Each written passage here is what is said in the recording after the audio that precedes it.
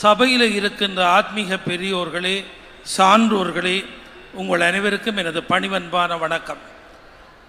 இலங்கை யாழ்ப்பாணத்திலே இருந்து இந்த மகாநாட்டிலே கலந்து கொள்ளுகின்றவன் என்ற வகையிலே நான் பெருமை கொள்ளுகிறேன். யாழ்ப்பாணம் என்றாலே அது முருகப்பெருமானுடைய பாரம்பரியத்துக்குரிய ஒரு மண். கந்தபுராண கலாச்சாரத்தை இன்று வரை காக்கின்ற ஒரு மண் என்று சான்றோர்களால் போற்றப்படுகின்ற அந்த மண்ணிலே இருந்து வந்திருக்கின்றேன். எனக்கு கொடுக்கப்பட்ட தலையங்கம் கதிர்காம கந்தன். ஈழத் திருநாட்டிலே முருகப்பெருமானுடைய தலங்கள் எண்ணிறைந்த தலங்கள் உண்டு. இந்த தலங்களிலே மிக தொன்மை வாய்ந்த தலங்களிலே ஒன்றாக போற்றப்படுவது கதிர்காம கந்தன். அருணகிரிநாத பெருமானால் இரவாமல் பிறவாமல் எனையாசற் குருவாகி என்று தொடங்கி இந்த உலகத்துக்கு வாழ்வளிக்கின்ற அந்த முருகப்பெருமானை 26 திருப்புகளால் பாடப்பட்ட ஒரு புண்ணிய தலம் கதிர்காமம். அந்த கதிர்காமம் சூரபத்மனை வதம் செய்ய சென்ற முருகப்பெருமானுடைய வேற்படை தங்கிச் சென்ற இடம் என்று ஒரு புராணம் கூறுகிறது. இன்னொரு புராணத்திலே வள்ளி வாழ்ந்த இடம், வள்ளியை மனம் வந்த முகம், அந்த ஆறுமுக பெருமான் வள்ளியை தேடி வந்த இடமாக இலங்கையில் இருக்கின்ற கதிர்காமத்தை சொல்லுகின்றார்கள்.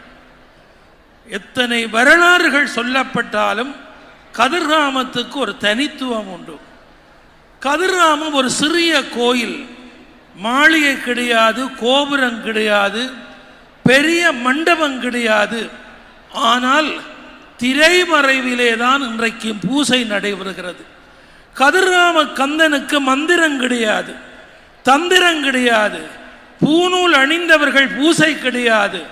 ஆனால் வாய் கட்டி வேட்டுவ பாரம்பரியத்திலே வந்தவர்கள், கப்பராளை என்று அழைக்கப்படுகின்றவர்கள் இரகசியமாக உள்ளே போய் பூசை செய்ய, வெளியே பாரம்பரியமான ஆடை அணிந்து வேட்டுவர்களால் வழிபாடு செய்யப்பட்ட அந்த மரபை இன்றைக்கும் பேணுகின்ற கோயிலாக கற்பூர சட்டி ஏந்தி ஆலாத்தி எடுத்து கொண்டிருக்கிறார்கள். கதிர்காமத்து பூசை அதுதான். அந்த கந்தனுக்கு பக்கத்திலே மாணிக்க கங்கை ஓடுகிறது.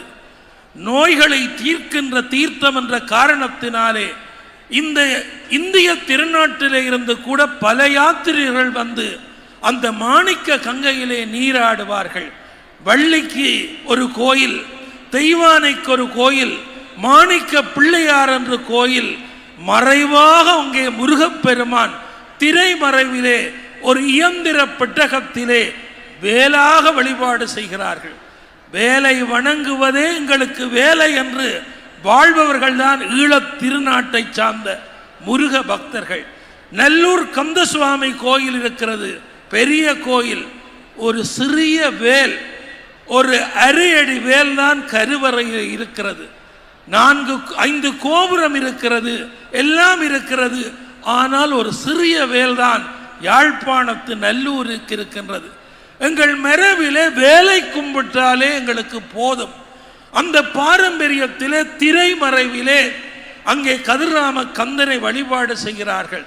கதிரமலை காணாத கண்ணென்ன கண்ணோ, கற்பூர ஒளி காணாத கண்ணென்ன கண்ணோ என்று நவாலியூர் சோமசுந்தர புலவர் வியந்தார்.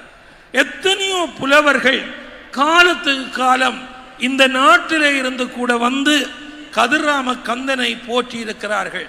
நாங்கள் என்ன செய்வோம்? தமிழர்களுடைய கோயில் இன்று சிங்கள மக்களுடைய கையுக்கு மாறிவிட்டது. இன்றைக்கு பௌத்தர்கள் தான் அந்த கோயிலுடைய நிர்வாகமாகிவிட்டது. அங்கே தெய்வானையம்மன் கோவிலும் செல்ல கதிர்காமத்திலும் தமிழர்கள் தங்கள் கோயிலாக இன்றைக்கு கருதுகிறார்கள். கதிர்காமம் எங்களிலே உங்களுக்கு தெரியும், ஈழ நாட்டிலே இலங்கையிலே எல்லாவற்றையும் இழந்து கொண்டிருக்கின்ற அந்த துன்பத்துக்கு மத்தியிலே மிக பழமை வாய்ந்த அருணகிரிநாதரால் பாடப்பட்ட அந்த முருகன் கோயிலே இந்த இந்திய தேசத்தினுடைய மடங்கள் இருந்தது. ராமகிருஷ்ண மிஷனுடைய பெரிய மடம் இருந்தது. எல்லாமே இப்பொழுது பறி போய்விட்டது. இன்றைக்கு தமிழருக்கு ஒரு சிறிய மடம் தான் அங்கே இருக்கின்றது. மிக பெருமை வாய்ந்த அருணகிரிநாதரினால் 26 திருப்புகழ் பாடப்பட்ட அந்த ஈழத்தினுடைய பழம்பெரும் கோயில் இன்றைக்கு பறிபோகின்ற நிலையிலே இருந்தாலும் எங்கள் பண்பாட்டிலே அந்த கதிரமலை நாதனை, அந்த கதிராம நாதனை போற்றுகின்றோம், துதிக்கின்றோம். எங்களுடைய பாரம்பரியம் கந்தபுராண பாரம்பரியம்.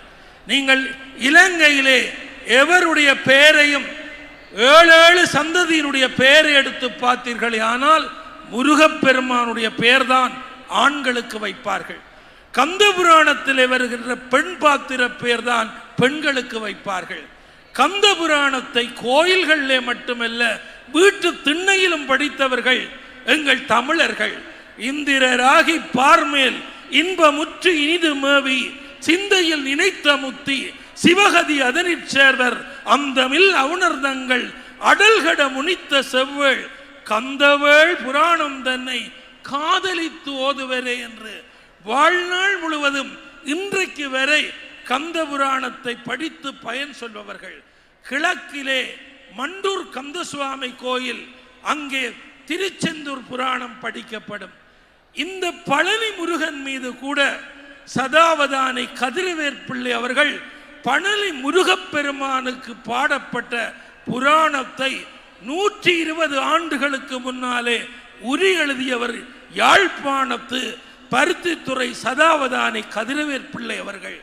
நிறைந்த பாரம்பரியமும் முருக வழிபாட்டினுடைய அடையாளமும் இன்னும் எங்களை விட்டு போகவில்லை. இங்கே மரவன்புல சச்சிதானந்தம் ஐயா அவர்கள் இருக்கிறார்கள். 12 திருமுறையையும் பல மொழிகளிலே மொழிபெயர்ப்பதற்கு மூல காரணமாக இருந்தவர்கள். கந்த புராணத்துக்கு உரி எழுதியவர்கள் ஈழத்தவர்கள். அதனாலே தான் என்ன துன்பம் வந்தாலும், என்ன வேதனைகள் வந்தாலும் முருகனை வழிபடுவ செய்வதை விட எங்களுக்கு வேறு கதி இல்லை.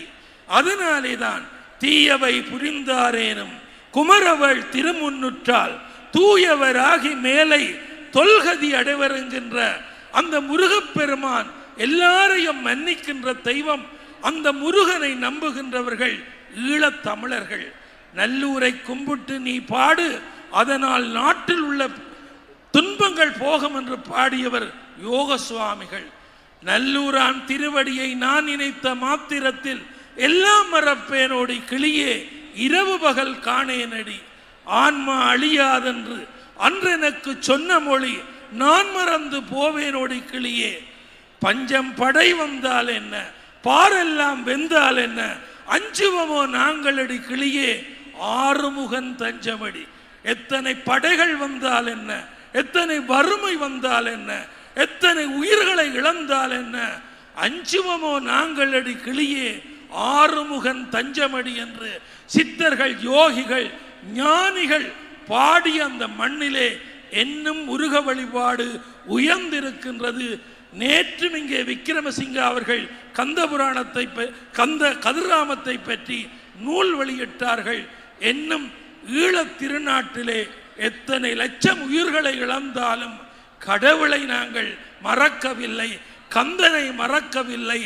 அறம் வெல்லும், தர்மம் வெல்லும், என்றோ ஒரு நாள் விடிவு கிடைக்கும் என்று வாழ்கிறோம். நன்றி, வணக்கம். நல்லதொரு உரையை நிகழ்த்திய திரு ஆறு திருமுருகன் அவர்களுக்கு நன்றி.